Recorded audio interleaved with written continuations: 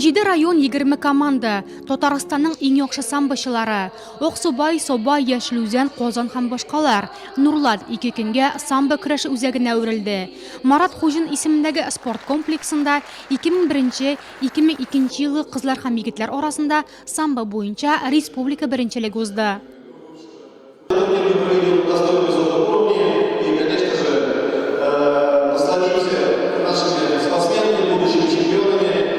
Хотелось бы вам пожелать новых побед, безопасных поединков и пусть победит сильнейший. Удачи вам, спасибо.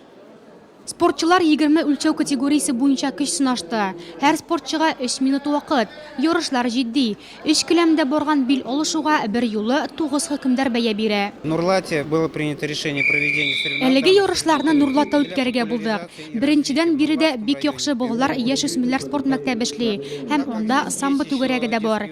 Икенчедән хәзер Россия күләмендә мәктәпләргә самбо дип аталучы проект эшли башлады. Һәм Нурлат районының Кизләү мәктәбе дә онда катнашырга теләк белдерде. Без аларны хупладык. Тиздән Кизләүдә самбо секциясе эшли башлаячак. Буквально вчера я встречался с директором. Ярышларда 200 спортчы катнашты. Ораларында кызлар да шактый.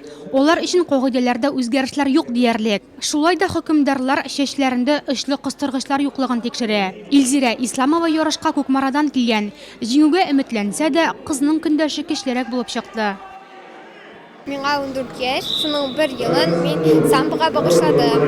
Минем күп кенә дус кызларым бию, фигуралашу белән шөгыльләнә, ләкин мин самбоны сайладым һәм самбо ул самооборона. Әтиәнием дә мине хуплады. Келәмгә чыккач мин бөтен әйберләремне дә онытам һәм җиңү турында гына уйлыйм. Самбо Россиянең милли спорт төре санала. Ул үзенә төрле милләт көрәшләренең иң матур алымнарын туплаган. Киләсе елда самбоның барлыкка килүенә 80 ел. Татарстанда әлеге спорт төре белән 5000 бала шөгыльләнә. Я уже 4 года занимаюсь самбо. Мин самбо белән 4 ел шөгыльләнәм. Бу спортка мине абыем алып килде. Әлеге ярышларга республиканың иң көчле спортчылары җыелган. Бүген минем 2 җиңүем бар инде. Келәмдә басып торганда көрәшкә чакырып фамилияны игълан иткәч, иң мөһиме үземнең дулкынлануымны җиңәргә тырышам. И тогда у тебя все получится. Әлеге ярышлар Идел буе федераль округы беренчелегенә сойлап алу турыда, һәм Нурлатлылар аны уңышлы узды.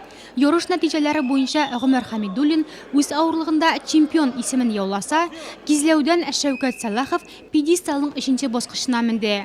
Ангелина Иванова һәм Ойзат Ганиев та Нурлат копилкасына 2 җиңү китерде.